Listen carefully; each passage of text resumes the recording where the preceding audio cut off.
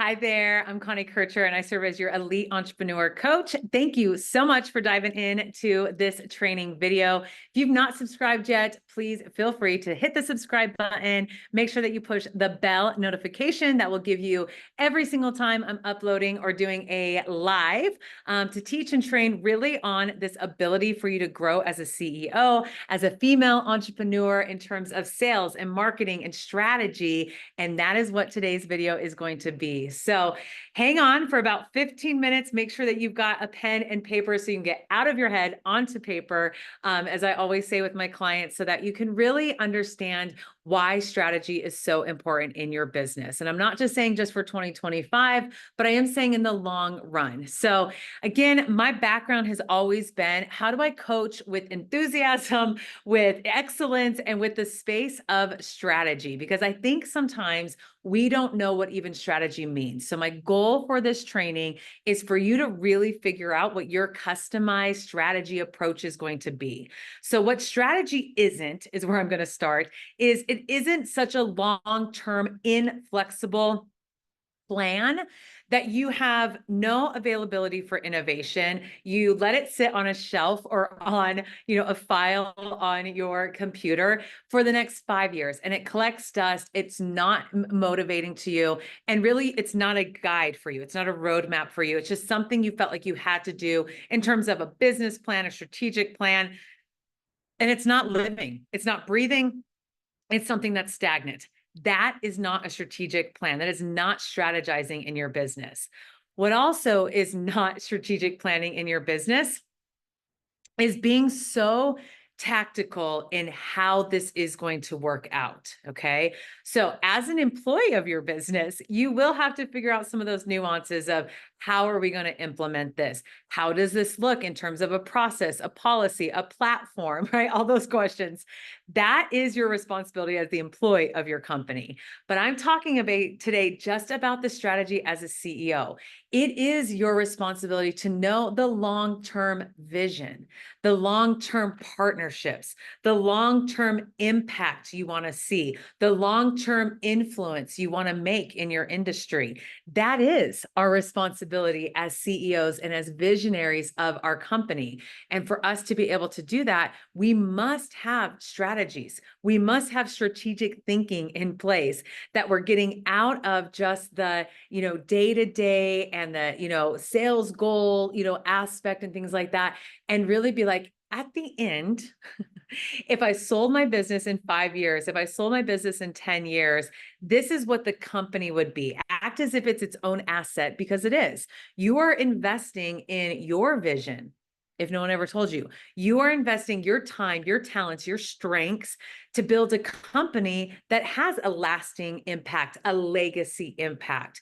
That is what strategy does, is it gives you not the fake it till you make it kind of sense. It gives you a framework, a language to know how to leverage, to know how to scale, to know how to complete a part in your business. Okay. So for the training today, I really want you to hone in, and I really want you to think about, okay, so Connie's not asking me to just make some arbitrary, hierarchy of a organizational chart and some weird matrix and some weird KPIs. And I never go look at it and it's not inspiring at all. And it actually kind of shuts me down. That's not what I want strategy to be.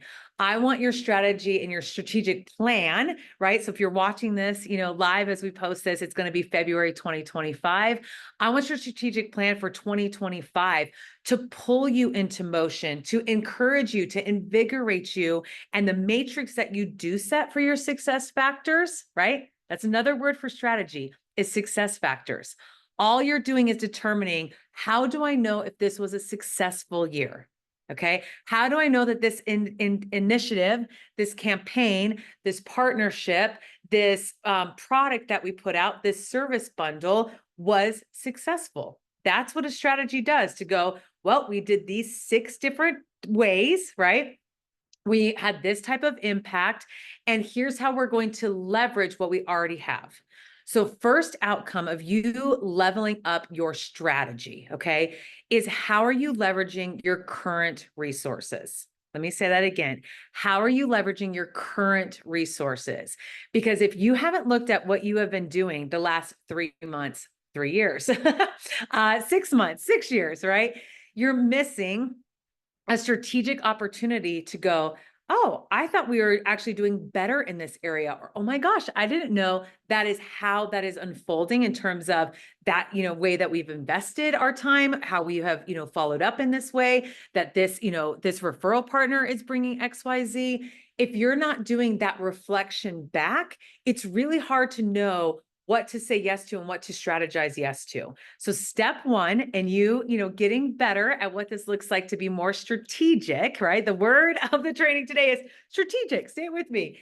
Is that you become much more intentional with looking at your past data and leveraging what you currently have. Okay. Another activity I love to say for this one is, what if you don't get any new resources? No new money is in the funds. The CFO has said no, which is you. The CFO has said, hey, we're pausing on any new initiative dollars. You need to use what you have. Okay, it's a great activity for you to go, okay, well, we've got these 3 platforms. We have these 2, e-courses. We have these 3 downloads. We have these, 10 trainings. We have these 6 networking events. What if I said, all you need to do is see those through to completion? Put those out in marketplace more often. Leverage different partners to let that content be showcased in different ways. So that is a wonderful strategic approach. Instead of you thinking, I need more resources, I need more time, I need more people on the team, I need to outsource more. A strategic way of looking at the rest of this year is rein in what you already have, do an assessment of what is working, and start leveraging what those look like in the long run. Start repeating on those wins in the long run. Okay, so that's step one. And again, these are not in a sequential order. It's just, hey, I want 3 different tactics to get more strategic. That's why I'm on, this training. That's why I'm watching this video, Connie. That would be the first one I would start with. Okay. Second one, again, you can do them in tandem, or you can finish that one up and go to, how do I become more strategic? It's really you dialing in, like really dialing in the 3 main goals for this year. Okay. Not 1, not 8, not 25. If you look at a strategic level and you say the 3 main goals for the company, for our initiative, for our impact is this. It could be reach.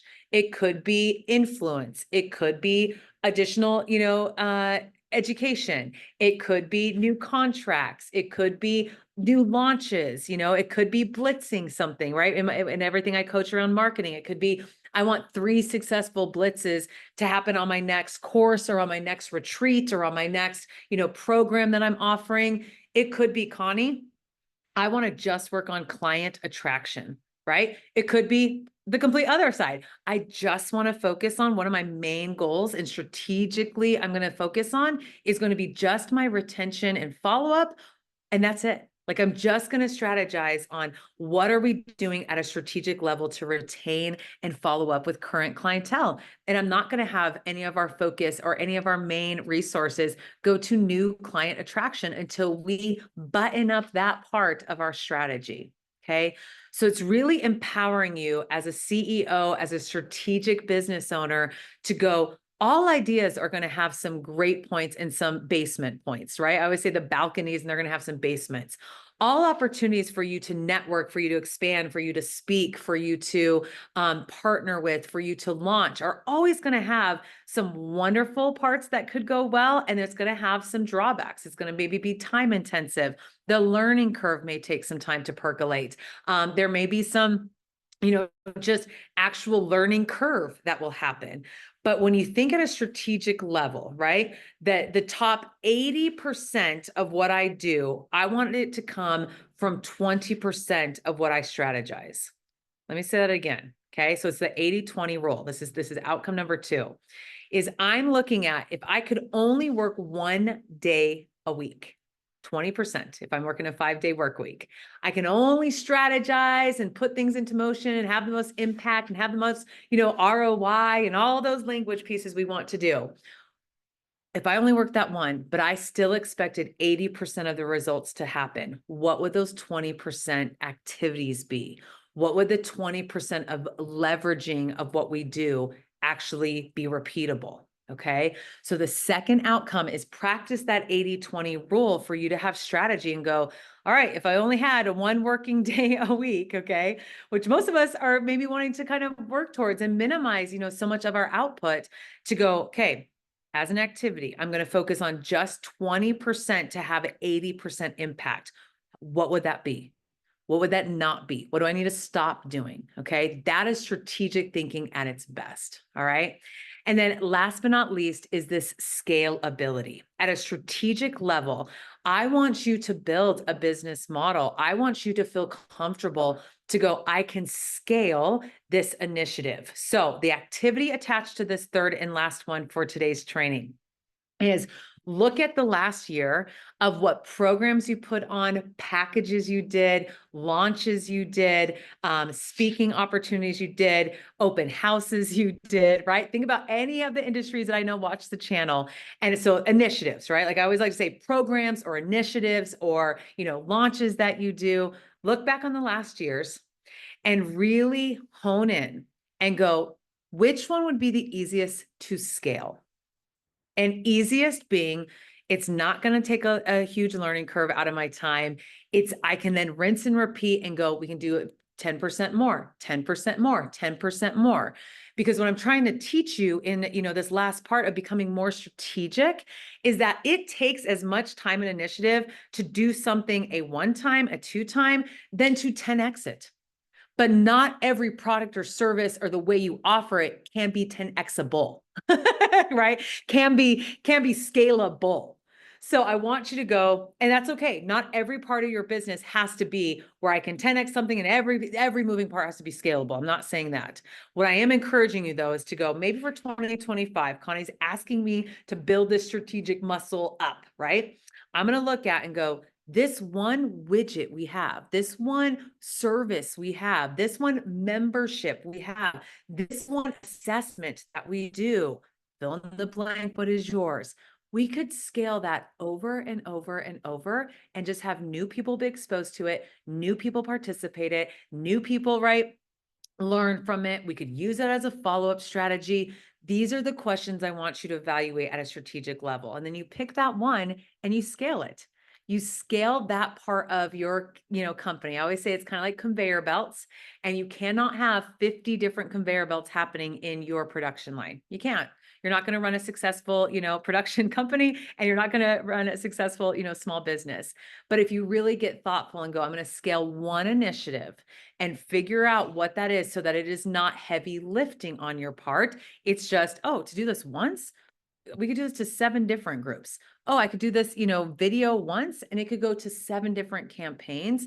That's what I mean is like, if that has that widget, that asset that you have, that product that you produce. And again, I'm not just saying tangible product. I'm saying everything that is your service base it's a product. It's a product. It's an asset of your business. What are those that you can scale over and over and over, and it doesn't take that much more of your time? Okay.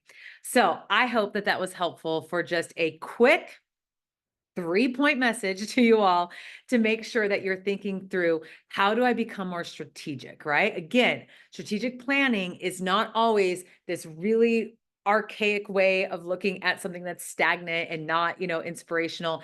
It is fluid. It is an art to get better at going, okay, if I'm going to start saying yes to these decisions and no to these decisions and looking at my business as an asset, as an overall company, these 3 ways would be ways that I would tighten up or level up my strategy. So I hope that that was helpful. Again, in the comment section below, if you're needing assistance with any type of strategic planning, whether it be in your marketing, abilities, whether it be in your sales strategies, whether it be, earlier today, I was with a client just talking about overall networking and making sure that that is fruitful and making sure that, you're really positioning yourself as a thought leader in your communities.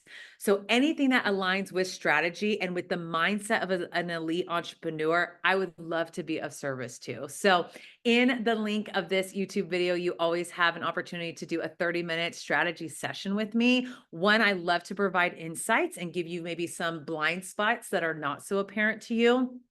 maybe some opportunities where you can level up some strategies. And then again, to look if we would be a fit for continuously coaching together, maybe group coaching would be a fit, or attending the Elite Women's Entrepreneur Retreat in Mexico every September that I host. And so I look forward to our next training video. Again, in the comment section, tell me out of those three, which one is most impactful to you. And I will see you all later this week for another training. See y'all later, and best time and best of luck to continue to strategize. Bye, y'all.